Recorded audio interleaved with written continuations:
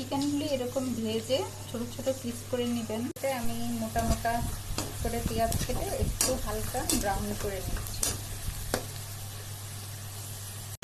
আদা বাটা, রসুন বাটা, জিরা বাটা, মরিচের গুঁড়া, একটা কাঁচামরিচ মাঝখান দিয়ে ভেঙে দিচ্ছি, আর গোলমরিচের গুঁড়া।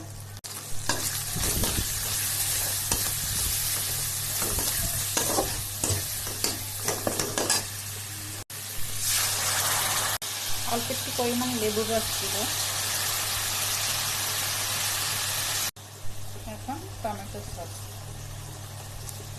পরিমাণ মতন নেড়ে চেড়ে মশলাটা ভালোভাবে আমি কষাই নেব। যেহেতু আমার এই চিকেনটা বেঁচে গেছিল খাবারের পর, তাই এটা দিয়ে এখন সুন্দর করে দুপুরে একটা খাবার তৈরি করে ফেলতেছি। অল্প একটু চিনি দিয়ে দিলাম।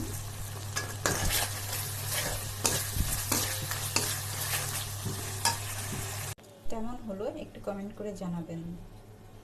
বেঁচে যাওয়া চিকেন ফ্রাই দিয়ে আমি এরকমভাবে রান্না করলাম।